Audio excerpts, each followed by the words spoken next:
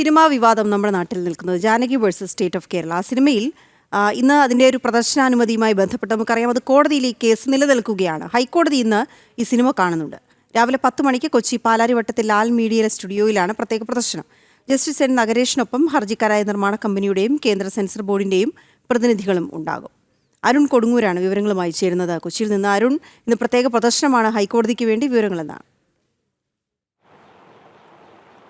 രാവിലെ 10 മണിയോടെയാണ് ജസ്റ്റിസ് നഗരേഷ് ഈ സിനിമ കാണുക. നമുക്കറിയാം, തുടക്കത്തിൽ തന്നെ പേരിനെ ചൊല്ലി, ജാനകി എന്ന പേരിനെ ചൊല്ലി വലിയ ഒരു വിവാദമായിരുന്നു ഉണ്ടായിരുന്നത്. ഇത് പിന്നീട് ഹൈക്കോടതിയിലേക്ക് നിയമപരമായ നടപടിയുമായി മുന്നോട്ട് പോകുന്ന ഒരു സാഹചര്യമായിരുന്നു ഉണ്ടായിരുന്നത്. ഈ ഒരു പശ്ചാത്തലത്തിൽ തന്നെയാണ് സിനിമ നേരിട്ട് കാണുക എന്നുള്ള ഒരു തീരുമാനത്തിലേക്ക് ഹൈക്കോടതി എത്തിയത്. ഇതിൻ്റെ ഭാഗമായാണ് ഇന്ന് 10 മണിക്ക് പാലാരിവട്ടത്ത് വെച്ച് ജസ്റ്റിസ് നഗരേഷ് ഈ സിനിമ കാണുക.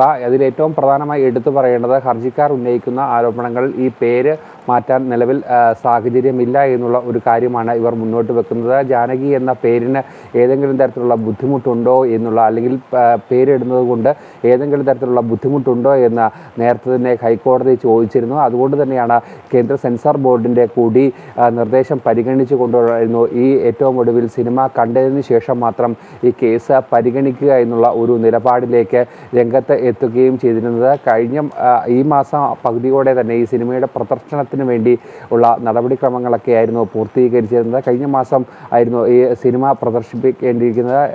ആ ഒരു വിഷയത്തിലേക്കാണ് ഇപ്പോൾ എത്തുകയും ചെയ്തിരിക്കുന്നത്. എന്തായാലും കൃത്യമായ ഒരു നിലപാട് ഹൈക്കോടതിയുടെ ഭാഗത്തു നിന്നും വന്നിരുന്നു, നിയമ നടപടിയുടെ ഭാഗമായി തന്നെ വന്നിരുന്നു. എന്തായാലും ഈ ഒരു വിഷയത്തിൽ ഇന്ന് 10 മണിക്കാണ് ജസ്റ്റിസ് നഗരേഷ് സിനിമ കാണുക. ഇതിനുശേഷം വീണ്ടും കോടതി കേസ് പരിഗണിക്കും. വീണ. യെസ്, ശരി അരുൺ.